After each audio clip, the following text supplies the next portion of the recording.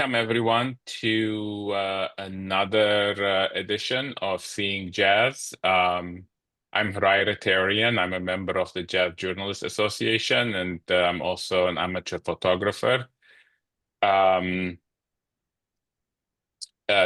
we're talking with the photographer Grayson Dantzic. Grayson, welcome. I would like to also start by having everyone on the call introduce themselves, please. I'm Howard Mandel, president of the Jazz Journalists Association, photography fan. I'm Marcia Honker here in Portland, Oregon, and I'm a proud member of JJA. I'm Cynthia Dantzic, the mother of the famous Grayson, and I'm here to watch and listen. I have seen a preview. It's terrific. I'm Annie Segan. I am daughter of photographer Arthur Rothstein, huge fan of Grayson and Cynthia Dantzic. Love you. I am Michael Jackson. I met Grayson first at the Jazz Journalists Association Award ceremony in 2018 that he was the official photographer at. And what a wonderful cat. Really, we fell in thick immediately. Thanks, Howard, for the intro. I'm Bill May, and I'm out here in Kentucky, and I'm just always want to support my friend Grayson. Love you, Bill. Hello, I'm Regina Montfort. I know Grayson through our archive group in New York. I'm here from France with you all tonight. I'm a photographer and editor, and I love jazz for many, many years. Awesome. 50 years of listening. So it's great to be here. We're lucky to have you. Okay, my name is Danica Pantovic, Dana for France. Okay, I'm trying to become a photographer, mostly amateur photographer. Daytime, I work as teacher, school teacher. So glad to meet you all. Welcome, welcome. Hi, I'm Susan Wellick. I'm Grayson's Latin teacher from his high school experience. Love you, Susan. Hi, I'm Alvin Sang, filmmaker, documentarian, and I film all of Grayson's exhibition at Newark for the Billie Holiday show, and it's just wonderful. He's an ace.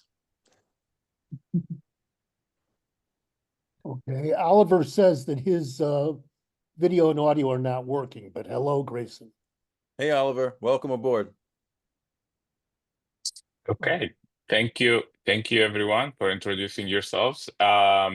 Grayson, thank you for joining us. Tell us a little bit about your start in photography and specifically in music photography. It's interesting. What I actually started doing was doing video first. And what I was doing first with video, I got called to curate a show out at the Lionel Hampton Jazz Festival. The director at that time, Louis Ricky, called me out there, and I was videoing. I videoed Roy Hargrove, Benny Green, I think Lou Rawls was there, amazing stuff, but I wasn't even shooting any straight photography for a long while. And then somewhere 2005, 6, 7 in there, I started to shoot just little by little because I couldn't deny the fact that I was interested in being around music, and I'm a songwriter as well. So I was going to shows and being very excited and inspired. So little by little, I couldn't deny the passion from within, and then certainly cross-pollinating with the fact that I'm an archivist, and I was hired to work at Warner Music, and then look through all the great archives of Jim Marshall and David Garr and Jim Cummins, and then of course my late father Jerry Dantzic. So the inspiration was all around me, and in New York, you can go out any night and see legendary or unbelievably, unique and heartfelt music every step of the way. So it's a dream to be in the city, to be part of the community. I'll mention a lot of my mentors when I show you the photographs, but a lot of the venues are closing, unfortunately, that I used to go to. So, and a lot of the people that I love are gone. but that means that I have vacancies in my heart for new folks to come on in. So we just keep on going. And as long as I'm breathing and I'll be part of this community and help with everything I've done that for Howard for a long time. And by the way, Michael Jackson, I have photos of you from 2016 at the Blue Note. Oh, you do? So checkmate, buddy. Checkmate. Is that when I gave the wrong guy the award or something? I don't know. I'll send them to you like I always do. Don't you worry. You won't miss. Oh yeah. Yeah. I used to love those. Yeah, man. Every day is a lot of work for Howard. Yes. And, so, any more questions about my introduction into the world of anything? I'm happy to. I just was gonna say, maybe as you're showing your photos, you can comment on how you being also a musician impacts, the way you see each image and when you're taking it. I'm just remembering, by the way, sort of like mid 1990s, I used to work at the Plaza Hotel, and then I got out late, and I used to hang out at Smalls, and the owner, Mitch, was there. And I can always remember, like, people coming in, like Roy would come in with charts, or somebody else would come in, like, and we'd be there all night long, and I didn't have a camera back then. And I was dying. Cecil Taylor would come in with charts. Like, it was just like the dream factory. You just go there and listen. And that's what it is to be a fan of the music, is you just want to be around it. And I was eating black licorice and bad coffee all night. So anyway, okay, so I should get this party started. Yeah. I can say, all right. Yeah. All right. Here I am. Hold on. Here I am sharing my screen, ladies and gents. Oh, sharing is not turned on. I'm not worthy. Oh, wait a minute. Why not? Turn it off. Let me see what I can do about that. But I want you guys to know that I dug deep, and I've done a couple of talks over the years on my music photography, and I really pulled out some things. There's so much there, particularly because with digital photography, unlike analog photography, you really can shoot until the battery runs out, and it's terrifying to realize how many images you have after 10 or 20 years. It's a lot. Whoops. I'm sorry, just a minute. That's all right. I'm trying to just fill up the space with some good stuff. But like I said, going through it, just it's a mixture of really happy memories, but also, all right, I'm the co-host now. So without further ado, ladies and gentlemen, here we go with Sea and Jazz and More. Hrayr, can we get rid of, is it only got me one? You've got a solo of me on the right, Yeah, right? just solo on the right. Okay. As small as I can make it. You're the man. Okay, so ladies and gentlemen, Seeing Jazz and More is a collection of about 90 images, starting with the late, great Jack Wilkins, who passed away last May. And I was introduced to him by Kirk Yano, an amazing musician, and I photographed him at his 70th birthday at the Jazz Standard. This image was also the tribute image at the Jazz Church at his memorial. And I want to thank Darren McGowan for reaching out to me and making me part of that team, because it was amazing. I printed the picture up 40 by 60, and it was very very powerful for me. This is sepia? It's a sepia tone. I mean, it's, again, what I like to do, I shoot with a color raw and a black and white JPEG. My eyes will only want to see, and even in the back of my camera, I only have a black and white screen. I can't shoot with color. It distracts me. I need to really just see the shapes and see where things fall into the frame. I have a combination of things that I shoot with. I shoot with a Fuji X100F at a 6400 low lighting setting. It's a fixed 23 millimeter lens. And then with the Canon that I shoot with, I have a combination of the 2470 or the 55 to 250 that I like. And sometimes I borrow some of my friends' equipment, and I can have like a monopod and get even more powerful lenses.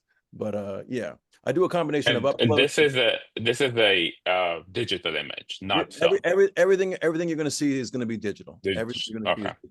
But I am also referencing the fact that as close to analog as possible. And I like to Mm. change it up. You'll see black and white, you'll see color, you'll see double image, Mhm. you'll see sepia. I mean, I come out of that world, you know, whether it would be, you know, Bill Gottlieb, who I've tried to do some stuff that's like sort of like almost like you know, just, you know, very retrospective. But here we go. I want to give you guys some more stuff. So the thing for me is that I miss these people, and I was so lucky to get to meet them. And what you're seeing here is the last time I saw Russell Malone. Russell was a special guest, popped in, played one song, bounced in, bounced out. And so Russell Malone passed away last August. I mean, this is just terrifying. I don't want to be morbid in any way, but you know, these are amazing musicians who have left us the gift of their music forever, but they are gone from this earth as far as the physical are. But amazing. And I don't have enough words for this gentleman. This is the late great Dan Morgenstern, one of my dearest mentors when I was an intern at the Institute of Jazz Studies in the early 2000s, along with Ted Hirshhorn, who was, the two of them just brought me right in. Dan, by the way, was the only living person that was at the Billie Holiday Sugar Hit show. So that was an amazing thing to learn about. But Dan was here singing at his 93rd birthday at Birdland. I mean, full of everything. And just the man, he was always so generous to me. I asked him questions all the time. He always, you know, was very happy to get back to me. We would text, email. I don't have enough things to say about him, but he obviously is known for, you know, being crucial with the Institute of Jazz Studies at Rutgers, being a pinnacle, world's largest jazz archives, etc. That now Wayne Winborn, my good friend, is there. It's amazing that we get to meet these people, living legend, and will never be gone. It will always have a place in my heart. Let's see here, what we got going on. Oop. All right, so gone again. So here we are looking at the late great Benny Golson, and still living, right? Patricia Willard. Yes, she is. Right. So this was interesting, ladies and gentlemen, because they gave each other their awards. Benny gave Patricia her award, and Patricia gave Benny his award. And Patricia got the very first female recipient of the Jazz Award for Lifetime Achievement in Jazz Journalism. Amazing. And of course, you know, Benny, Lifetime Achievement in Jazz, and he, at that time, was the last living member of the amazing Great Day in Harlem by Art Kane.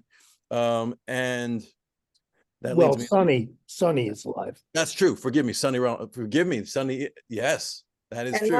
And that was the year that I won the Jazz Hero Award for the city of Portland. So that was 2018, I think. Yep.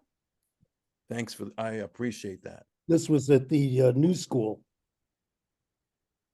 Amazing. Yes, this was at the New School in 2018, and it was amazing. And I was so happy that I offered my services and you accepted. So here we go again with those that I'm missing in the center there, holding Benny's arm. That's my goodness, Carol Green, the daughter of the late Jackie Green, and she was the owner of Redwood Music, and I was working for them and all kinds of photography that I got to do. And of course, Wayne Winborn is in the corner left, and then Jonathan Kane, Art Kane's son, is next to Carol, and Guido Harari, and then Renee Pappas. All of these wonderful people had amazing things to do together to do this Art Kane book that came out, and they were at the Billie Holiday Theater in Brooklyn, and it was a very lovely event. And they talked and looked through all of the art's amazing photographs of that great day in Harlem. Another person I miss is Claire Daly, you know, and here she is with Jane Ira Bloom, again, 2 winners, both saxophone, soprano, and baritone in 2018. And I actually met Claire at the National Arts Club when she was a videographer during the Arnold Newman Gold Medal dinner. I didn't even know she played a saxophone.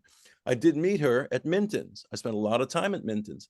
Here's a lovely double mirror exposure of her playing with the J.C. Hopkins Biggish Band, and I photographed them, and you'll see later that I got involved with doing an album with J.C. as well. But yeah, a very sweet soul, beautiful tone, and miss her. Here are two living people. That's it. Nobody's missing now. So this is Richard Condy holding his award for best photo of the year, which was a Roy Ayers photograph that he took. Roy Haynes. Roy Haynes. Yeah. I'm sorry. Forgive me. Thank you, Yeah, Michael. remember. Forgive me. In the studio, in the art studio. Right, with art studio with the Yeah. sculpture of him, right? And With a sculpture, yeah. amazing, and Frank Stewart. Frank Stewart, it's an amazing photographer. Jazz Lincoln Center. The book on Winton was one of those great books in the early 90s that came out on journalism photography. And I've had the privilege of shooting him. And I met his daughter when I was filming Michael Wenso at the Green Space in New York as well. But yeah, this is about celebrating JJA. That's why you're seeing a lot of folks with awards. And my honor and privilege to be able to. And there you go, Michael Jackson. Who's looking at you, buddy? I'm looking through you. The Bob Parent Award for Lifetime Achievement. There it is. That is incredible. I've not seen that. Wow. It's a clever shot. I just wore that cheap suit for Valentine's night to do a gig. It's the first time I've worn it since then, I think. Bless you. Bless you too, brother. That is definitely not the first time you've worn that suit since then. Really? Grayson, did you come up with that pose, or did Michael? Let's just say that Michael and I are separated by just mere chromosome. We think alike. We do agree. He just gave me the shot. It was amazing. I love the way he thinks, and I can't wait to do some music with him someday. He's a brilliant Renaissance man. He's great to his daughter, great to the community, and he's fun. He's just fun. I beat my daughter regularly. There you go. Never boring. Anyways, so no comment. Cheers to you on winning that Lona Foot Bob Parent Award. And when you wear it well. I am very proud of it. I'm very honored with that award, I will say, man. Beautiful. Yeah. So just changing gears here. This is just last year at Barnard College in celebration of her new album, Black Rainbows. This is Corinne Bailey Rae, Grammy award-winning artist. From Leeds. Used to play in my cousin's band. Yeah, well, she's the real deal. And her Black Rainbows album was inspired by an exhibition on Black history by the artist Tiaster Gates at the Stony Arts Art Bank in Chicago that she attended, which she said summoned thoughts about slavery, spirituality, beauty, survival, hope, and freedom. I mean, talk about hitting for the fences. She is a great artist and integrity at the top. And she's looking through a hole there and telling a great story while she was on stage. It was amazing. So this is one of the singers. You're going to see a whole bunch of some recent work before I get into the albums that I've been involved with, and then some of the work that I've done at Warner Music. And feel free to shout out any questions. This is happening in real time. I'm just excited to share these with you, but these have never been seen. This is Joy Hansen, one of the singers at the Billie Holiday 107th birthday at Photographiska, when my friend JC Hopkins brought his biggest band there. And so she's singing one of the songs that Billie would have sang while there's a big screen going on of all the photos from my father's book. How close were you when you took that? Front row, baby, with a 250. Uh-huh. Yeah. I mean, proximity. Location, as the pictures would say, right? A 250, Grayson? Yeah. A long lens, a 250 millimeter. Yeah. I mean, I think after a while, Michael, what happens is I get into my sweet spots. I know where my sweet spots are. Uh-huh. And once I determine what the lighting is in a room and where my ISO is and what my F is or whatever, then I'm free to just frame and shoot. And then it just becomes a question of how fast the subject is moving, or if suddenly the lights change, or if somebody walks in front of me or tries, but if I have a clear shot, I'm just waiting for some magic to happen and to do something really great. Well, it looks like you're at her shoulder, Yeah. I was sitting corner left. I like corner left. That's sort of, on a stage, it's stage right, but it's what I like. But you weren't shooting up at her either. You were shooting. No, I was so relaxed. Since it was my event, I was actually I wasn't even shooting. I was sort of relaxed. I was sort of just not getting up to shoot too much. So I was in my seat. Sometimes I can't help, but you know, my dad's friend, Jay Maisel would say, always bring a camera. That's, so you always bring a camera because just in case you might get something great. And so this I was, want to do a presentation on all the photos that I missed where I didn't bring my camera that one night. I could give you a list of that night when who's that? Sam Rivers showed up all pimped out. wow. I didn't bring my camera. I'll be quiet now. You'll get the next one. There's always the next one. Like Cassandra Wilson here. This is the one that I've recently discovered. This is a Dr. Billy Taylor's service at Riverside Church, January 10th, 2011. It was just sitting in my archive, and I had the privilege of making it magical. Yeah, a gorgeous voice, beautiful soul. And I like hands a lot. You'll notice a lot of my subjects are talking with their hands as well as with their beautiful voices. Yes, the one and the only Catherine Russell. Oh my goodness. Life force. Here she is at the Louis Armstrong House and Museum Gala that I was actually paid pretty well, which is nice because I do so many freebies. And this is June 24th last year. And I had the privilege of meeting Catherine at the New York Music Month festival a couple of years ago, and photographed her a number of times. And then, we're good like that. So enjoy her. And this is at the Blue Note, Michelle Najecello. Is that what we say? If somebody can pronounce that more properly than I would benefit. But yeah, she's an amazing bassist, soulful, and she is just channeling the good energies here. She was giving out lots of good positive vibes, and it was lovely. And I'm just sitting at my table with, again, this is a 250. I just check the lights, make sure that I'm good, and I'm just, little tilt on the camera maybe, but do my best Gary Winogrand.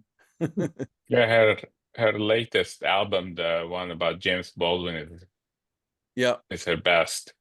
Yeah, well, it was just James's centennial, so yeah. So this is another new one that just made it out of the hopper. This is Samara Joy, and she is a joy. Here she is at the Louis Armstrong Wonderful World Gala for the Louis Armstrong Center for Music and Medicine, and she won an award that night, and she was singing beautifully, and she's just a dream. We the ones that we lose, and then the ones that we gain back, she's the future, one of these bright stars for the future. It's amazing. And again, this is the kind of one subject framing that I like to do, and it felt like it was going to be stronger in color than, that's the choice for me, Howard. Is it stronger in black and white or color?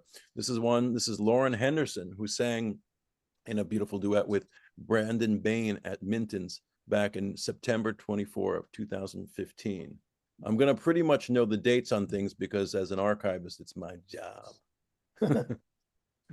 So in 2016, I did a great favor for my friend J.C. Hopkins, and I gave him a whole bunch of photographs because I'd been photographing him for a while at Minton's with his all-star band, and it included all the names that you see there: Andy Bay, John Hendricks, Solomon Hicks, Jasmine Horn, Queen Esther, Brianna Thomas, Charles Turner, Kathy Sledge, and everybody. And it was amazing to get to meet them. And JC, much like you, Michael Jackson, hit it off right from the word go. Just, folks that we're in the same tribe. This guy too, this is Ayel. These are all album covers that I did. This is Ayel Vilner. I spent 2 days at Bunker Studios in Brooklyn back in 2015 shooting the big band. I went in that time frame. I really was into the big band sound, and I would love the multiple instruments and all the different players, and so just photogenic stuff going on there. This is a little busy. This is in rock and roll. I supposed to spend every night at Rockwood Music Hall, and these are the sort of like power pop, rock and roll, soul. This is Abaraki, Aki Burmese. At that time, it was Ari Rowland on bass, and Brian Forbes on guitar, and Addis is on drums, and I'm actually on the back cover. So this is a whole mess of photos. But Rockwood Music Hall is long gone, and Rockwood used to be a mainstay, and we were there every night. This is a CD. That was a CD. Everything you're seeing is all, these are all CDs. Yeah, every one of these are all CDs. I did a gig at Rockwood Music Hall Amazing. recently. Is it not there anymore? It's no longer there. Yeah, just you know, I mean, I got the Mintons thing, I got the I.L. Vilner thing. You know, I could do a little show and tell anytime. I come from that world, you know. But yeah, the music was really great, and this is Army of the Underdog with Jessie Wagner, who sings backgrounds. In addition to being, you know, she sings for Little Steven and Kid Rock and Bruce. I mean, she's, you know, one of those stars behind the stars, and who's a star herself. And this is Army of the Underdog in 2014 in Soho, before they gentrified and went crazy and got rid of most of the cobblestone streets. You can see it's under construction there.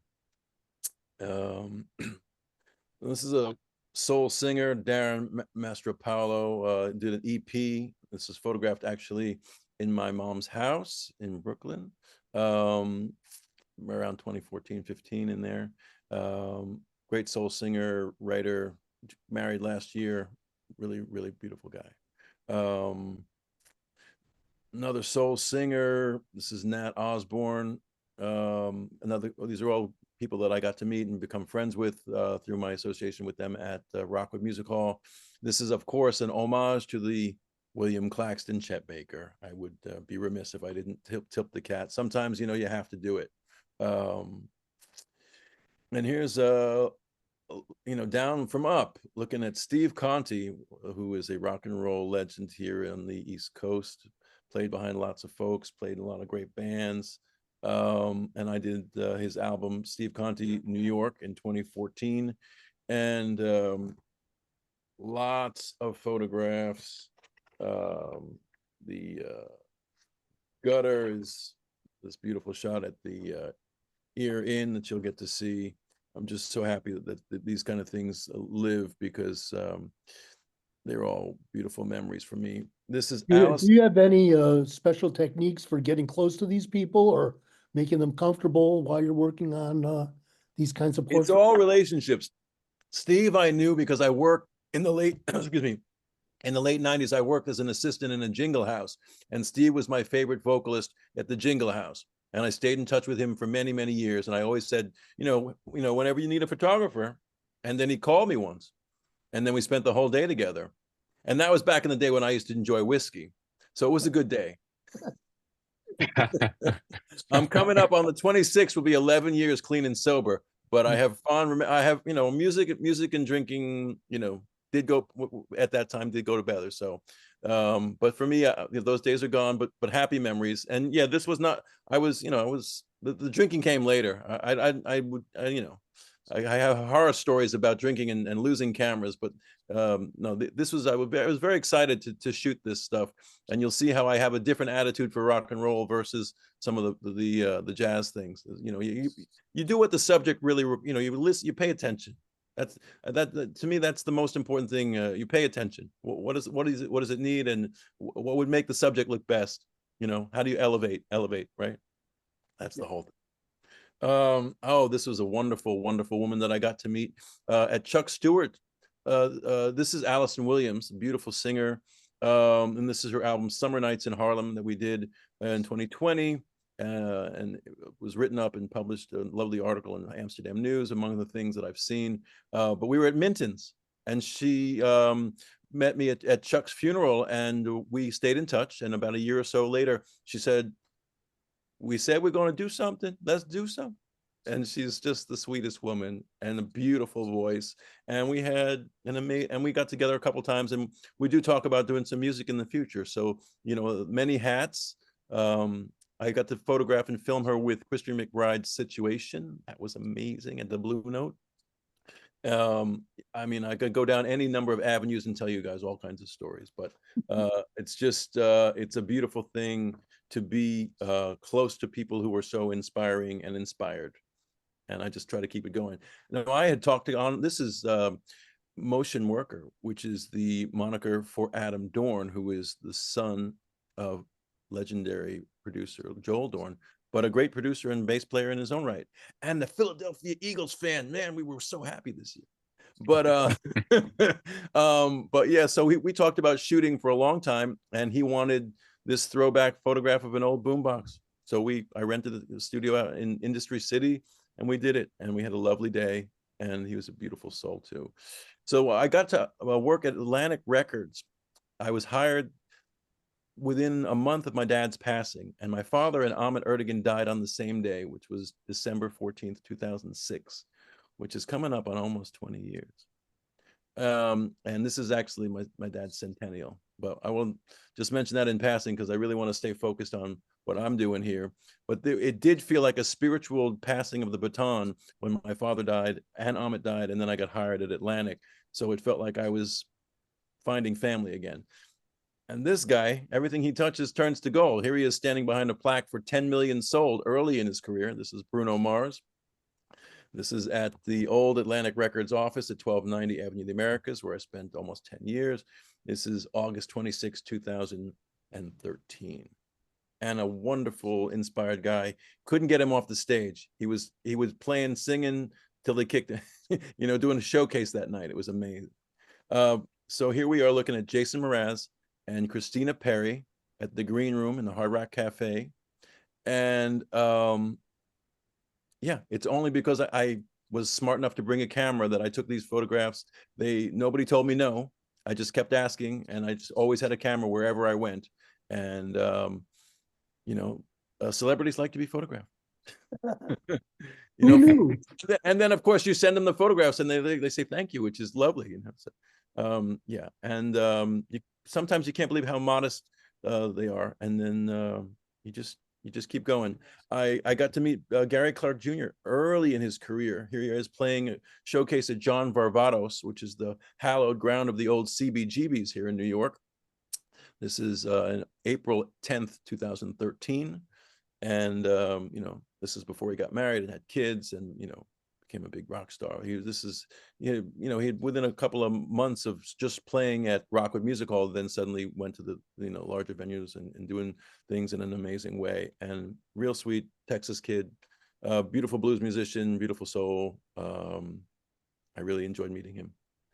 I love the lights, the way they frame. Yeah, I mean that was just the gift, that's just the gift.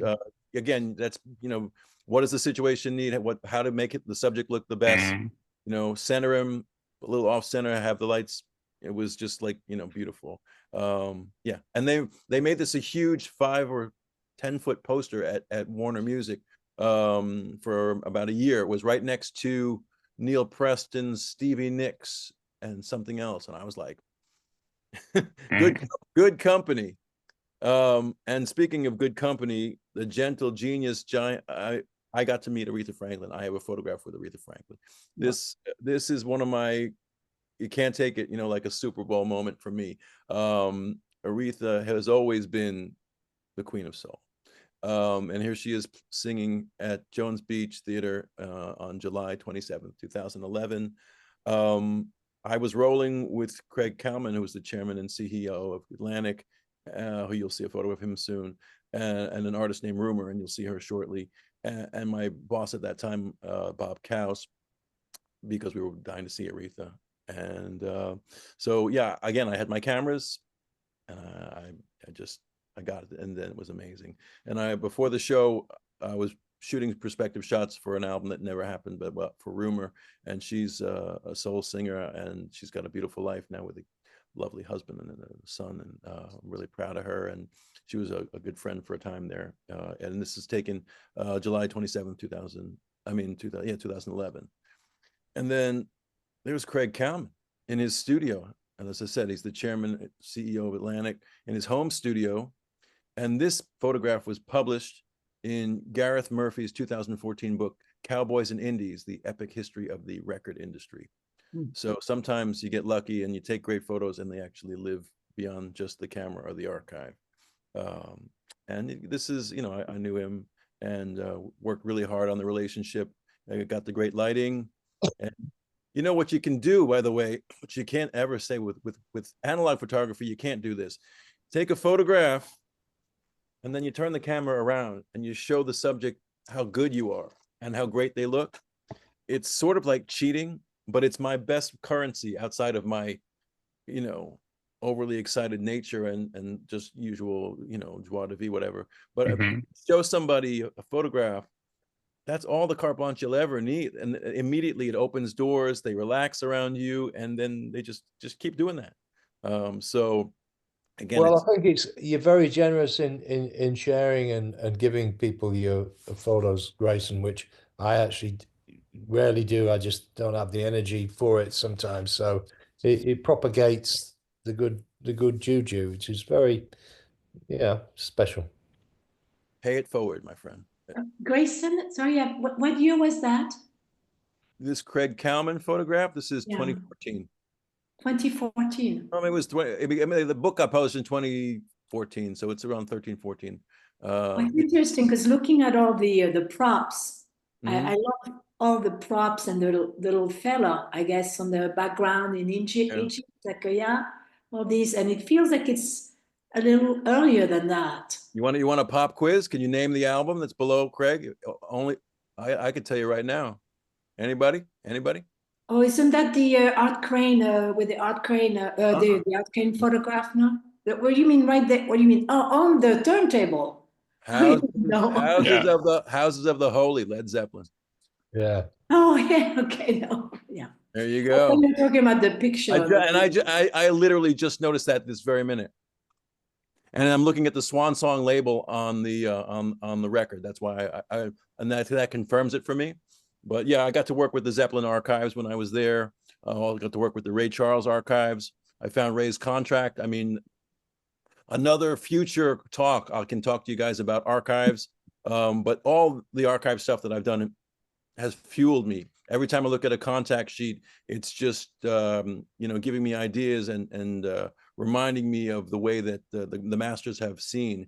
I had the privilege not only to work at Atlantic, but I also was, you know, Hugh Bell's archivist. I got to work with Chuck Stewart. I worked with Ken Hyman. I worked, you know, with, and of course, living through my father's eyes. It's just been a masterclass all the time. And then the books that I would read, in addition to everything else, William Klein and, you know, Duano and, you know, everybody from Avedon. I mean, just we're blessed. We're blessed. Good nourishment. Indeed. And you know, where to spend our time in positive ways that we can benefit those souls around us and pay it forward all the time, every day, as much as possible. So here's Wiz Khalifa smoking a little bit. Wiz is you know, is a rap star, and he's in the publicity office of Sidney Margetson, who's behind him, and Sidney's photographing. This is an Atlantic plaque ceremony that was taking place on July 25th, 2011. So I was literally on call every time there was a plaque ceremony or a showcase. I ran out from my door from the archive, photographed, and then went right back to work. And I was doing 90-hour weeks those days. So I was, I didn't, for about, you know, a couple of 5, 6, 7, I didn't miss anything. I got it all in my, and they were very happy that I did that. Nobody ever told me no. And just really blessed to have been Access is Everything. So I got to meet Jessie Wagner, who I photographed the album for, and here she is with her band Envy at a small club called Drum in New York, and this was photographed on August 23rd, 2012. I had shown this in black and white, and again, it's this most amazing thing for me. The magic is that I see everything in black and white, but when I convert it to color, if it looks really good, I go with it. So, you know, it looks really good. She's I think the knot of the lace behind her would have been missed if it was in black and white, for example. Yeah. Well, I think that it's a nice contrast with the color of her hair. And Yeah, also also the attention, everyone. It's just interesting. You look at these details. The hair matches the dress, matches the ring, the eyeshadows, attention. Yeah. the sweat that's pouring out of her soul. I mean, she's got that note. She's bearing her soul. She's just, she's transcendent here. You're just one with that moment. It's amazing. And she gives it every performance I've seen. She just, doesn't leave anything. She gives it all.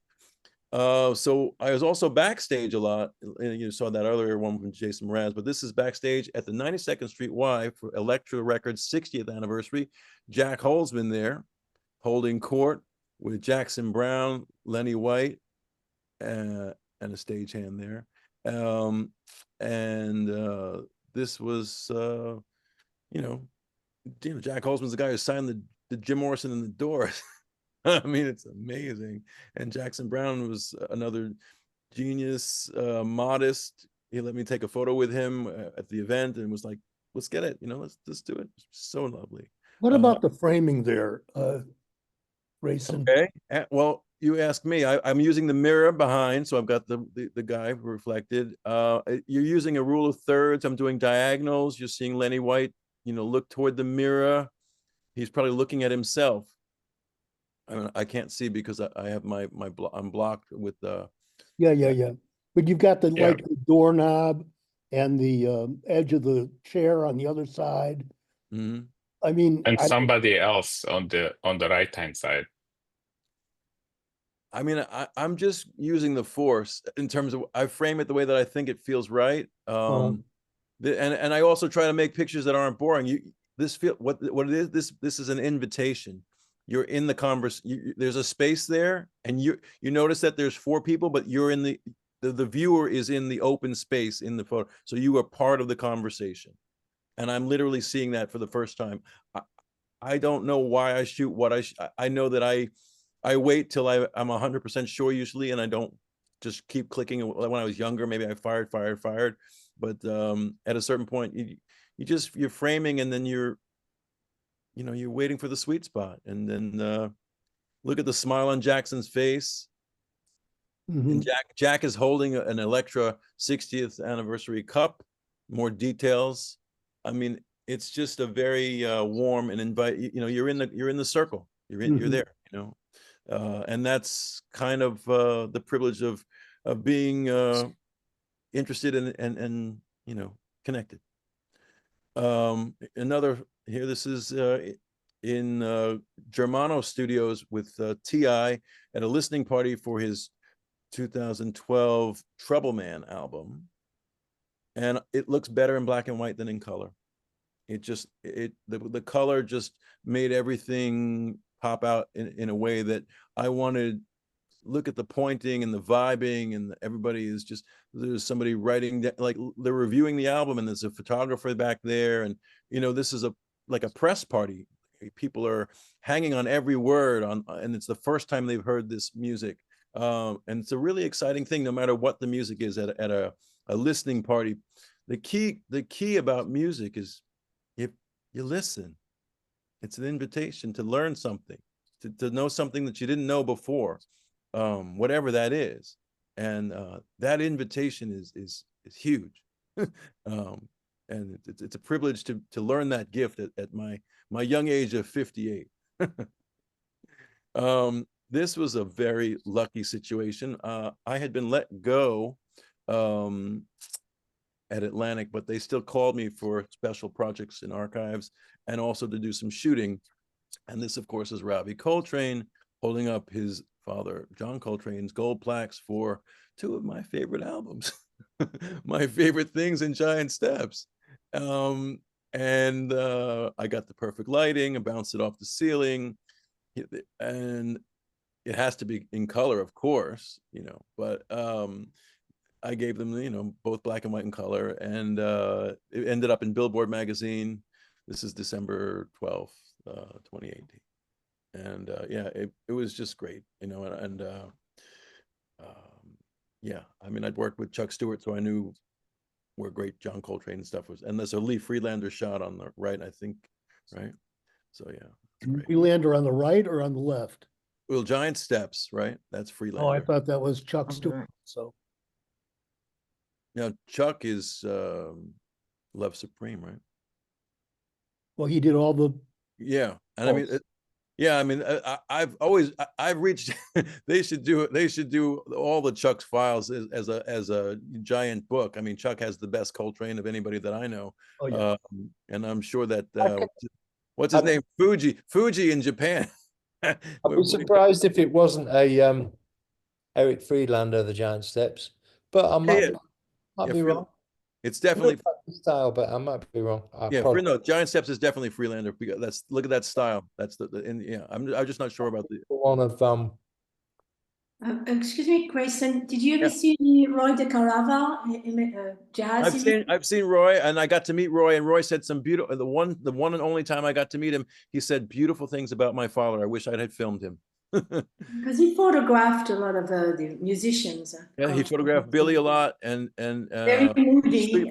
Sweet Fly Paper of Life is a gorgeous book. Yeah, I got a copy. Yep, I inherited one. So then we enter the world of John Batiste. I got to meet John in 2007 with my amazing mentor Phoebe Jacobs, who I'll get to later, but a lot of my early connections and world in jazz all came through the life force, Phoebe Jacobs. But here's John on his 27th birthday at the Cutting Room in 2013, November 11th.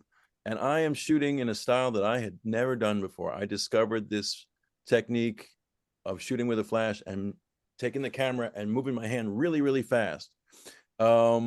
And he's playing his melodica, and I should have been a member of JJA and submitted this. This should have won in 2013. This should have been photo of the year, but maybe it'll end up somewhere great. It's on my wall right now. I think it's on my mom's wall too. It's one of my favorite pictures. He's constantly, I mean, look where he was in 2013 and look where he is in 2025. He is the genuine spirit. He is enlightened, and I'm privileged to have known him when I knew him and to keep knowing him. He's making the world better every day. Second. Oh, what we got going on? Okay. So this is the changing of the guard right before he officially joined as the musical director there for the Colbert Show. This is he was a sort of a guest music right on the Colbert Report, and this is July 29th, 2014. This is before his 7-year run as the musical director, and they were in a vibe. And look how young. I mean, he's just so perfect. He's just too. If he didn't exist, you'd have to create him because he's just too perfect. And here he is with another genius soul, Michael Muenzo. I mean, just to be on the earth with these talented, inspiring, gifted, beautiful souls. This is backstage during Michael's 3-day residency in November of 22 at the WNYC Green Space. And I don't know if they synchronized the outfits, but it definitely was a color moment, and I wasn't going to be shooting that in black and white. Yeah. So, yeah, I mean, you just, and again, the pointing, see how he's pointing? Everybody's pointing, pointing. It's respect. It's like, I'm looking at you. I'm paying attention to you. I'm listening to you. It's an unwritten, unbelievable thing. Now, another person I got to meet outside of John Batiste, this is Kwame Coleman. And this is his amazing sextet that played at NYU. While he reached out to me and was looking for a photograph of Phoebe Jacobs, but he had never said that he was this incredible musician. And he's a fantastic musician and has an incredible band. Allison Yaffe's on guitar and all these other amazing players. And I did something with silver effects to create sort of an old school look on this. So it was sort of, when I had it in color, the carpet is red and it just looked Extract. Yeah. It's about the unit. They were playing together as a unit. and it was flawless, and where one thing ended, another thing began, and they gave space, and everybody's listening, and everybody, it was just, and I came and I dedicated 2 days, and I shot like 5,000. but like it was so great, and it was just the perfect introduction. Another this, I don't have the words for these people. If they, again, this is Marion Cowings singing at Zeb's in April of 2014. He's a band leader. He's a singer. He taught me last year. I took a class from him. He's father of a musical family. His daughter Emily King, his son A.C. Lincoln, and his wife Kim Kalesti. Each one of them a star. And here he is. I got introduced to Marion Cowings by Jim Cummins, and Jim I had met at Atlantic because Jim had photographed Led Zeppelin and everybody in the Soul to Soul concerts, from Sam and Dave to Otis, and all the amazing things. And yeah, so this is one that I had in black and white, but I had to turn it into color because Marion is full of life, and he's bright. You got to give him some respect. I did this for a friend of mine. This is Teresa Rosas. She's a pianist and a singer-songwriter. And I met her actually at a Codependence Anonymous meeting. And then she introduced me to a singer-songwriter group as a thank you. And as a thank you to her, I said, can I photograph you?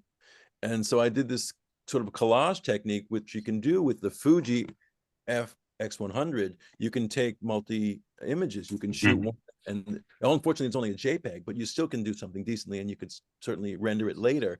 But I love sort of it's almost an homage to Picasso and Braque, because you're putting music in a collage effect. Some of my friends actually get involved with much more manipulation, but this is just basic and simple. You see the grass, things are growing. She was going through a tough time, and I felt like trying to really be inspiring and to give her some love, and to shoot these. And she used these photographs for publicity, and it was great. Paying it forward. Beautiful. Yeah. This is a happy thing again with the 250. This is during Michael Wenso's and the Shakes residency. They played a concert, and this is Nega Santos, who's a brilliant percussionist, plays with lots of people, plays with John. This is November 26, 2022. She's on the beat. She is the beat. She's gorgeous. And she deserves full color. So was really just happy to witness it. I had never met her before. Yeah, this is a JJA moment, ladies and gentlemen. This is at the Blue Note, June 15th, 2016. Herlin Riley. And one of my Herlin Rileys actually Howard put in the newsletter, so I was happy that got some recognition that way. That's always a nice nod. I've had the privilege of shooting for almost 10 years or more, or whatever, for the folks at JJA, and I'm just so happy because it's a gift just to witness is a gift, but to be able to document and hold the moment. That's why we're here. Did you do anything with the color on that, or is that how this? I shot it in black and white, and I turned it into color, and I was like, "Oh my God, it's the Blue Note at the Blue." It was like amazing. The blue light, yeah. Yeah, I mean, I just take what's given, and the photograph just jump. Look at the little hint of red in the snare drum there. I mean, the gifts. I shoot with what I do. And I saw the photograph and his joy, yeah, right, and the hand on the, but I didn't see the color. I couldn't see the color, and so it's always the extra. I never know what it's going to look. I mean, that's sort of like the only magic. You used to have the magic. You took a photograph and you send it off to get developed, and you'd see in 2 weeks or a week what it would look like. Well, I've taken that magic away, but the magic that I do have is that when I go home, I can see things in color that I didn't see. I only see black and white. So that's the little bit of magic that I've eked out as I manipulate the technology. But yeah, these are the moments. We have the video of that and yeah, posted, and I don't remember him being that blue in the face, but I'm sure that's how it was, but I mean, I could just looking at the, look at the the red sparkle, of the snare. You can see that he's in a blue spot. yeah. He's in a blue spot. And you'll see Godwin Lewis, or Lewis Godwin, right? Godwin Lewis. See, so I always get that juxtaposed. So Godwin Lewis is also going to be in blue. You'll see him later. So here's Kendra Morris at Le Poisson Rouge, and she's a soul singer extraordinaire. I had her album on repeat for many years when she was hired, signed to Wax Poetics Records, and she's gone on to do lots more albums and keeps doing beautiful music. And I text her once and again, and I hopefully get to write some songs with her down the road. But this was early in her career, and the pointing, she was pointing at the crowd, was great. It's just great. And I was standing dead center. Bobby Keys, Band 2, Highline Ballroom, July 28th, 2011. Oh my God. Bobby Keys, of course, played with the Rolling Stones. And I was sitting or doing something, and then he came out, and I grabbed Keith Richards' machine gun through the hand security one time. I love this guy. This guy is so cool. He's got his name on the bell of his horn. You notice? It's just amazing. So yeah. So again, this is one I shot in black and white, but I waited till I put it in color. And the next frame I shot at the very same event was Lisa Fisher. Same event, same day, right there. Highline Ballroom, Band 2, July 28th, 2011. 20 feet from stardom. Or closer. Yeah, again, the pointing toward God. There's that, whatever that is, that's the mechanism that is. I just seems to, again, this Roberto Gambarini and Dee Dee Bridgewater at the Roy Hargrove tribute concert, Jazz Lincoln Center. Yeah, the joy. Alan Stone, soul singer, singing at Rockwood Music Hall. He looked better in black and white. Serious chops, serious artist, beautiful, beautiful soul. And, we were like 10 feet from him. Bruce Harris, not doing jazz this night. He was stepping out in the rock band. He was at the Rockwood Music Hall playing with Nat Osborne's band, and of course now he is the program director at the Louis Armstrong House and Archives. But this was back in the early 2000s, and yeah, he looked better in color. He was a beautiful, on fire trumpet player. I've seen him play with so many different bands and lead bands, and really honored to shoot him all these years. This is Aki Bermise, who is now a member of Lake Street Dive. But this is back when he was just doing his trio, the Aki Bermise Trio, Dan Asher, Andrew Gillespie, and his guest vocalist, Candace Corbin. This is backstage at the Tribeca Arts Center. Just a casual shot of some very talented musicians having a laugh and looking beautiful. Yeah, just the joy. They're just about to hit. They're just about to hit. And this is during Michael Muenzo's incredible. This is Grammy Award-winning blues Bobby Rush. And I didn't put harmonica, but he also played harmonica, and I love harmonica. And he bared his soul, and he was so loving to everybody, let everybody take photos with him, sign books. And yeah, he was the real. I mean, that's the stuff. I wish you could just hear him now. So this is Green Space, November 15th, 2022. Yeah, really happy to have met him, and hope it rubs off. This is another singer. This is Io at Poisson Rouge in 2016. She's smiling at her daughter who was at the show, and just a private moment. But it was very reminiscent of the same sort of joy that I've seen on the face of so many beautiful, talented singers. Look at the earring, look at the dress, look at the scarf, the hat. I mean, she's just and the lighting is coming up on her, the glow. It's just all about the glow here, right? She's The smile, you've got so many good smiles throughout these photos. Sometimes you just, you get lucky, and then sometimes it's editing. It is editing. This is a wonderful thing here. This is one of my favorite white boy soul men. This is Donald Fagen, brilliant arranger, singer, producer, just he wears so many hats, and he's still killing it on so many levels. This is at the Beacon Theater, September 14th, 2011. I'm in the front row. We just sat down. I took 2 frames. Security says, put that away. But I got my shot. I hope I get to meet him someday. He's really next level. And on YouTube, he gives master classes on arranging and musicality, on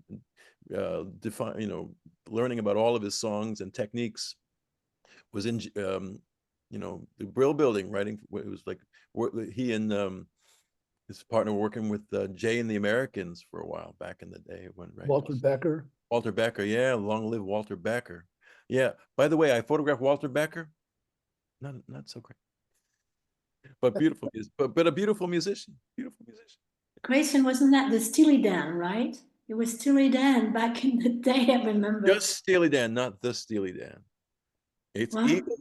It's like Eagles, Steely Dan, not the Eagle, right? It's just Eagle. No, Yeah, it's right. okay. Whatever. There's no wrong way to say it. The music is just so highbrow, so next level, and it's too perfect in some ways, but it's beautiful. They always hired a new band for every song, and you got to have like the creme de la creme, because they just had the ears to hear things that that only they could hear, and we're in their benefit. This is another double exposure with the Fuji X100F. Again, this is I.L. Vilner's alto sax and his score at Bunker Studios in June of 2014. I just liked it. I can't say there's a piano, it's on a piano, it's just, it looks good. My mom has printed this up on the wall, so it must be good. That's the seal of approval, right? Absolutely. And here's the trumpet section, recording the album that I did all the work for. This is Almost Sunrise at Bunker Studios, a beautiful studio in Brooklyn. Alfie, let's go record an album at Bunker. What do you think? Sorry, what did you say? I said, let's record an album at Bunker Studios in Brooklyn. Yes, I'm so down. That'd be awesome. Let's do it. Just learn about Bunker because I was doing a story on Patitucci, whose latest is recorded there. Yeah. But John Davis is the man there, yeah. A student of Patitucci's, he's the engineer. Yeah. I mean, look at this. Matt Rodell and Sir Brian Davis, Wayne Tucker. I mean, these are the cats. These are the cats. Yeah, this is again about listening here. This is Alfonso Horn, and he's in the David Oswald Louis Armstrong Eternity Band during Dan Morgenstern's 93rd birthday, and he's listening to a solo. And what I see and observe in the great musicians is not only do they play, but they have a capacity to really, really, really listen. And that is that brings a person to tears if you think about the capacity of those who do not have the ability to listen in any form at this day and age. So it's a highly developed skill. This is right before he goes on stage with the band. This is Asaf Yuria playing with the I.L. Vilner Big Band at Dizzy's Club Coca-Cola, Jazz at Lincoln Center in 2014. I love the diagonals. I love all the extra saxes, the cases, and I made it sepia. So, a nod to like Bill Claxton or cats like that. Really enjoy it. And it was beautiful to hear. This is on stage during sound check at Webster Hall, playing tuba for John Batiste Ibanda Rumbika. This is before John was big. He let me get really close. This is April 2014, and I'm on stage and I'm as close as I can get. And you can see the color of his eyes. It's a real interesting perspective, the bell of the tuba. Victor Jones at Birdland. Probably flirting with a woman. But he's a beautiful man and an incredible drummer and very generous. And I had remembered this photograph and not had it for a long time. And then I found it and I was really, really pleased because Nice skin tones in that one, Grayson. You digging it? Yeah, it's a good one, that one. Thank you. I worked hard on. I try to give each of the photographs their own identity, so it's not just cookie stamp, the same, that each one sort of like a song or a note, that it would have its own identity and its own space. Nice to see hands too, you know? It's all about the hands. It's all about the hands and the sounds. But yeah, there's again, the pointing, the referencing, the connecting, the invitation, all those good words. Their joy. Look, it's Candido. I can't believe this actually exists. This is so good. This is at Bobby Sanabria's birthday at Zinc Bar, 2015. And I had lost this photograph. I couldn't remember where it was. And we've lost Candido, but I have had the privilege of meeting him and photograph. I have a photograph with him. I have a photograph of him with Mercedes Ellington that I chose not to give you 300 photographs tonight because, we're going to only have an hour or so. But yeah, living legend. And I'm sorry that we can't see Bobby because Bobby's another great one right behind it. But he was schooling that night. He was talking about everything and giving lessons to the crowd. This is at Yankee Stadium when I put on my rock and roll hat with Steve Conti, which is always a pleasure. Steve was playing that day, and yeah, it's always great. Doesn't matter if there's only 4 people. Steve is a rock star and father and beautiful human being and real roots rock and roll guy. And I know him like 30 years. Oh, and the secret about this is I was shooting video. And so this, I cheated. I was shooting high def HD video. And since I was only shooting video, I chose this frame, which is something I rarely do, but I had to do it this way because it just looks too damn good. But sometimes when you're shooting video, you don't have a choice. This is Leroy Virgil, lead singer for Hellbound Glory, 2013, I think, 12, in front of a billiards neon sign. And I definitely had color in mind when I shot this, but I shot in black and white. But I could see right away that it was going to be something that's extra special. And yeah, it seems like the hue, blue and red are the high. And I've never had it like a green background or something, but blue and red seem to be the expensive colors. Maybe yellow, but really enjoyed giving this look to a shot. This is the Silver Effects again. This is the Dustin Carlson band, and this is clearly an homage to Eugene Landy's, or is it Elliot Landy? Elliot Landy, the band. Sorry, Eugene Landy's the psychiatrist for Brian Wilson, right? Yeah. All right. So yeah, so the band, the great album by the band, the brown cover that Elliot did, and so that's what and we have the backlighting from across the street, and yeah, I mean, they just gave me that. Looks like other than a couple of silver effects added, you're not doing much post processing. Exactly. But I can't tell you how magically it didn't look like this in black and white or color. I put it into Silver Effects and it pulled everybody in the front and sort of let the backlighting do that magical thing. And then the picture was revealed. And basically I always try things. I want to get the best of the image. What again, it's like when the Beatles would play songs like 100 different ways and find out the way that it worked best. Yeah, that's the strategy. You try to get a good subject in focus or framed right, and then how does it look best, and how would it look in a group of other photographs, and but the reference is very, very obvious to me. So and I it's paying respect. They say, right, steal from the best. Yeah, Godwin Lewis, soprano saxophone, and The man is wearing another. He means business when you wear one and play one. You mean business. And gentle soul, brilliant musician. The blue light of the Blue Note during a JJA Awards ceremony in 2016. And yeah, I know I sent this to Howard. That was a hot set. Sorry, it's on Flickr. Yeah. It's all up on Flickr. Yeah, everything from 2016 is up on Flickr. I don't know why. And the live show is on YouTube. Oh wow, I gotta check it. Yeah, I'll do. But again, look, see that the line of red and the colors on the beads. It's just a blue spot. I'm not manipulating that. His hair looks so bizarre. I know. It's like a knit cap or something. Yeah. So we change perspectives here. This is very painterly, and it means to be painterly because this is the classical pianist Simona Dinnerstein playing at the Art Students League Gala at MoMA in tribute to her late uncle, Harvey Dinnerstein, brilliant painter who had died in November 7th, 22. She was playing a Philip Glass piece, and she lived every note that she played.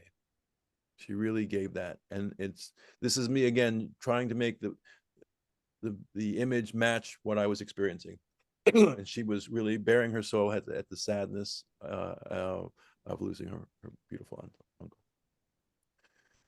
Aki Burmese again, my favorite. He's just so musical and talented. And this is at BAM Cafe Live, beautiful venue in Brooklyn. This is February 22nd, 2014. These footlights there are everything.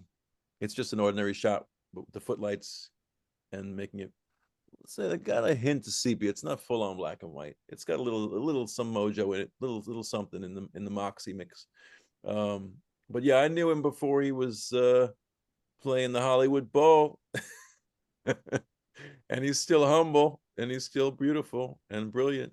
Rachel Yamagata. This was Rockwood Music Hall doing a program called Downtown Comes Uptown at the space at Jazz at Lincoln Center. Just great. Soulful, heartfelt, inspired, all the words I'm using. And I didn't have the perfect view. I was sort of behind her, but she sort of leaned back, and I like it. Now, this is the gift. When I was hanging with the boys a lot, they would wave to me. And that was always the sign of approval, like you couldn't even imagine. This is Marcus Miller, saxophonist, Bruce Harris, as I said a number of times. And this is at Joe's Pub. I think they were doing a gig with Michael Wenso. And, it's nice to be recognized. And they, I'd given them photos and stuff. So they knew I was the real deal. So it was very, very pleased. This is Claudia Acuna downstairs at Birdland, February 6th, 2019. I met Claudia through Kim Smith, who does all kinds of great jazz publicity, and I had met Kim at Minton's. Claudia is an angel. I cried for an hour or two. Everything she sang brought me to a deep emotional place. And she just played Carnegie Hall, and I couldn't go and photograph her about a week ago, but I know she must have been brilliant. And I can't wait to the opportunity to photograph her again, because it was life-changing. Absolutely. It's beautiful. Bam was great. This is someone I had never met before. This is Hannah Epperson playing at No Blue, which is a small club down on Avenue C. She is what they call a neoclassical composer and musician, indie folk rocker, and avant-garde pop artist. She plays with loops and does the violin and sings. And I just liked the way it looked. It looked beautiful.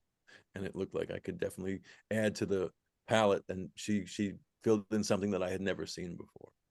And this is one of my most famous photographs, but this one's in color. This is the J.C. Hopkins Big-ish Band in front of Minton's. I art directed this shot. I told them to raise their fists. They're all stars, or almost stars, or unfortunately, in the case of Claire, a star that's never forgotten but gone from the earth. But you know, this everybody's there. And the only people that aren't there, Andy Bay and John Hendricks.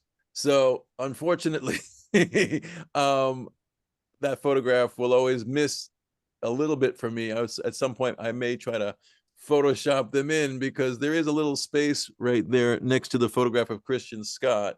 So maybe I can get clever with AI and somehow manipulate it. They seem like they want to be in the shot there. There is space, but it was just, I could definitely hustle back then. And I asked everybody, you're on a break. Can you guys step outside? Can I just take one photo? It would be great. It would be great. And then they ended up using it in the album. So it was inspired in the best sense of that. And yeah, Minton's used to be an amazing hang every night for years, just doing great things. And the history. Was that the original location? Yeah. Yeah. Yeah, and again, these gentlemen deserve the color of their humanity, their dignity, the essence. You couldn't capture that in black and white. Couldn't do it. And I realized that I had met John Hendricks with Phoebe, or a related event that I'll show you later, with a John Faddis photograph at Mount Sinai, because he was playing with Kurt Elling and John way back then. And then it made all kinds of sense when I ran into them in 2018, and Kurt and Benny Golson were like, just, oh, Kurt is so good. So good. So this is also at Minton's. This is Billy Ocean and the producer Barry Eastman. And this is after Barry's 60th birthday party in January of 2019. Barry hired me after seeing me when I was shooting with Allison Williams at Minton's, that album cover. Barry just loved my work and is good friends with Billy, and I had to put this in there because I don't have that many celebrity shots, and I do love Billy's music. So. And this always brings a smile to my face, because this is the secret sauce, the special sauce in any band, is the percussion guy. This is Ricky Red Gordon, after the Roy Hargrove tribute concert at Jazz at Lincoln Center on January 8th, 2019. He is getting hydrated with his water. He's got his bag packed, his tambourine, all of his stuff there, and he's smiling like he's played the great gig. And he did. He really gave it. Every gig he ever plays, he leaves it all on the field. He's the real deal. I hope to get to play with him one of these days. I get to hang out once and again. Really, just a privilege to know cats like this. Too much to say, but this is Steve Conti at the ear in, and it looks just like this in the album interior booklet, that photograph for him. And we joked that this is Ice Cube in the corner there. We never knew if it was or not, but we joked that it might have been Ice Cube in the corner. But the whiskey was fine that night. That's what I could say. Allison Williams, photo shoot for Summer Nights in Harlem at Minton's. What can I say? Larger than life. Beautiful. And just so much fun. Just so much fun. This is that John Faddis shot that I was talking to you about. This was the first time that I had met what's his name? I'm forgetting. John Hendricks. This is the opening of the Louis Armstrong floor at Beth Israel, Mount Sinai. It's the founding director, Joanne Lowy, of the Louis Armstrong Center for Music and Medicine at Mount Sinai Health Systems, was there and introduced to do all these things. And yeah, it was Kurt Elling and John Hendricks and John Faddis. And they were celebrating Phoebe, who had just passed earlier that year. This is September of 2012. I love the way John's just protege of Dizzy Gillespie in this. Just so good, so good. Okay, this is another wonderful double exposure with the Fuji. This is Jimmy Bruno, Jack Wilkins at Jack's 70th birthday at the Jazz Standard.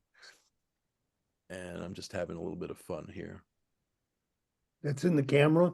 It's in the camera. Can you believe that? It's in the camera. And Harry No Eyes, right, is the bass player back there. Right, so yeah. and got to give Bruce some more love. What can I say?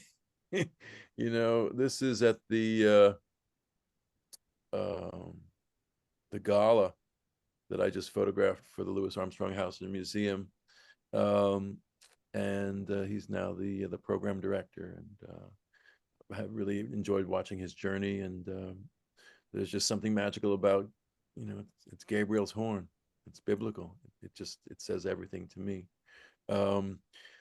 As does Prince. And I risked my life with a camera on the floor during the encore for Purple Rain. You can see the machine says the lyrics right there, and that's Kevin Mazur, who is the paparazzi extraordinaire for Getty, shooting the wrong way. Well, I had the better angle at this moment, but yeah, I can't believe Prince is gone, and he's shooting across the floor with a 250. It was magical, and it's not the moon. That's just a spotlight. So you print these while you're working on them? Maybe I do. Wow. They are for sale, and I'm looking forward to maybe doing a book and a show if I get the opportunity one of these days. That would be nice. I've had a couple, you know, things. I met my current partner at the Elan Gallery in Harlem back in 2015, and we've been together for 10 years. So it's always a great opportunity to show work and advance your life at the same time. But yeah, I'm very excited about, you know, not just being an archivist, but being part of the community at large. And this is about listening. Again, this is ancestral listening with Michael Wenso. They were listening to gospel and blues and jazz and Mahalia Jackson and Aretha and everybody, Ray, and they were going deep and talking about it. And this is in November of 22 during Michael's incredible residency, and it was a master class. We'll be so in their debt forever. Really great, really thoughtful, and we're lucky to be living in the time where he's so young and we have so much ahead for us. I include myself in the shot sometimes. This is a double exposure at Bunker Studios with the I.L. Vilner Big Band, and just felt like I wanted to be a little bit closer in that moment there. And That's awesome. Tadutaka Uno, master of the piano there. Yeah, I just felt like it worked, and it doesn't work in color. It only works in sepia. But I would be remiss if I didn't talk at length about this human being, my greatest mentor. And this is my photograph that was used for her tribute program, Jazz at Lincoln Center. And I was instrumental working endlessly with Jackie Harris, now the executive director of Louis Armstrong Education Foundation, and Gwen DeLuca. We all meticulously collaborated on the program together and made the magic happen in tribute to this stunning human being who has changed so many lives and gave me more credibility than I realized I ever could get. Helped me knock on a lot of doors, gave me faith, encouraged me, and I carry her right here every day. Phoebe left me with the words to make every minute count. And with almost a tear in my eye, I say to you, I do my best to make every minute count. I think everybody knows me when I'm at the events. I always try to pay it forward like that and be part of the community. And I know it was her greatest joy to see me growing and doing good things in the time that we spent together. And she was instrumental in making the Louis Armstrong House and Museum in Corona a reality. And so during the opening, here's John Faddis with all the trumpet players, the opening of the center that took place in the summer of 23 on Pop Steps to witness that. I was there with Phoebe at the opening of the back, about 10 years before that, but here's just everybody and John. Yeah, the woman in the reddish dress up there, Summer something, her name. Her debut album is really, really something. I look forward to hearing all of it. Yeah. Each one of them was an angel. They played, I think, West End blues. They went up to the top of the center and played it all together. And I don't think I got that shot though. I missed that shot, but I heard it, and just that day, you couldn't be everywhere at once. And I got Jason Moran at the piano, and I was just, I mean, I could have done a whole slideshow on just that one event. But this is why we're here, to connect to the past, pay it forward in the present, and dream of the future together, with so much love and compassion and listening. I'm open for questions or a group hug. Thank you. This was an amazing presentation. Thank you. Group hug. Group hug. Thank you, Hrayr and Howard, for the opportunity. It's and I can only say that I'm going to keep shooting as long as I'm alive, and there'll be more great things that I'll get to share with everybody, and hopefully my music will be part of the equation as well, because I do play as well. And Alfie, I'm looking at you, buddy. Yeah, let's do it.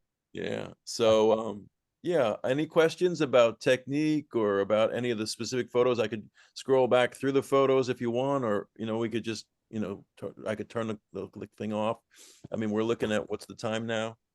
Well, it's 2:30. You've shown us so much. I'm just still absorbing a lot of these images, It was an absolutely gorgeous, nothing short of gorgeous presentation. And the photo that you have of John Baptiste, that last one that's thoughtful, that is magnificent. I did submit that to the JJA, it didn't win. I don't know what won that year, but I think he won as Musician of the Year. Yeah. Yes, he could win every year. He could win every year. Yeah, it'd be fine with me. Right. I look, like I said, winning is a lovely thing when it happens, but I'm not shooting to. I'm shooting to share what I love. This, and basically every photograph could qualify for, I love this, I want to share this. I love this, I want to share this. And that's a beautiful way to look at the world. So Grayson, I want to tell you that I thought this was just such a wonderful, just a delightful experience. And you mentioned somewhere, or maybe I saw somewhere, that it was being recorded. My brother Rob wants to see it, and he's teaching right now. So where could he see this recorded presentation? It will be edited. And posted on YouTube. Oh, great. Okay, thank you. Oh, if you send me your email, I will send you the channel, and it has all the videos there, with the exception of 2 that couldn't record because of technical issues. But I will send you, if you just send me the email in the chat. I'll do that right now. Thank you very much. You're welcome. Grayson, I think this was an amazing presentation. It was beautiful. I didn't know the breadth of I know you've been shooting music and jazz and celebrities, but this was just beautiful. It was just so concise, and it deserves an exhibition someplace. And certainly it deserves, the same at APEG meeting, because I don't think everyone knows how spectacular your photographs are. They're beautiful. I love you, Anita. No, they're really beautiful. Good to see you and Neil, and good to see Virginia and Mick. Oh, there's so many people that I love in this audience today. Grayson, I have one question. Wonderful images, beautiful shots. And I was wondering, because several times you mentioned that you shoot black and white and turn into color. Yep. So as a digital videographer, we never shoot in black and white. We only shoot in color. So I was just curious about that process. What does that mean when you say you shoot in black and white and then turn it into color? Back of my camera, it's in black and white. I see the world in black and white. It's the way I like to see the world. It helps me with shapes. I get distracted by colors. I had to shoot a wedding once in color, and they loved it, but I was like, ugh. I think he's asking Grayson, practically, how do you start with a black and white Yeah, like does that mean that there's color in the I shoot it's 2-for-1. It's a raw color and a JPEG, black and white. It takes up a lot of it's storage space, but I don't mind carrying that storage space. And the other thing is also, I know I want to shoot black and white primarily. And again, it's when I show my subject a gorgeous black and white photograph with great lighting and it's cropped perfectly and it looks effing amazing. That's how I win. That's how I win clients, and that's how I make friends. Because that's your credibility, your currency is what you can create. And you make somebody look good. They want to know you. One more question is like, is there a difference, like when you keep it black and white, right? And then the color image, you turn it black and white. Is there a difference in the image, in the color, the black and whiteness? Sometimes there is. Yeah, I mean, definitely when you're doing different sort of settings on the camera, some things would look horrible. They're overexposed, and I mean, it's kind of we're in a day and age where happy accidents and mistakes. It's basically what I keep repeating. It's whatever makes the photograph look the best. Can I take a shot at this question? That Mick Cantarella, extraordinary, another genius photographer who should be more famous. Would it be all right if I answer this question? Yes, that would when be. you shoot both a JPEG and a RAW, yes, the JPEG, everything is pretty much baked in. The settings, all the settings, you can make slight changes, but really everything's pretty much set. Whereas a RAW file, it's all open. You can change. It's less like you have all the settings on your camera when you're manipulating the RAW file on your computer. You can make it color, you can make it black and white, you can make it brighter, you can make it darker, you can bring back the blown highlights. You have a lot, it takes a lot more space, but you have a lot more control over what you do with the photograph when you're working with a RAW file. That's what I said. Got it. No, I know, Mick, you're much better than me. And Mick is a brilliant photographer who does all that manipulation in camera stuff that I was talking about. So, Mick, if you start shooting jazz, maybe the JJA will have you up here and you'll do your own show. Be pleased to. Neil Slavin, ladies and gentlemen. Grayson, I just want to tell you, thank you for this presentation.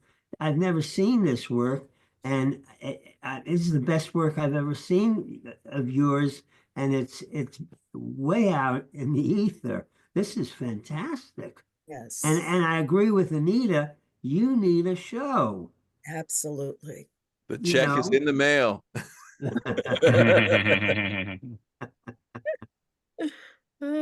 Love you, Neil. Grayson, yes.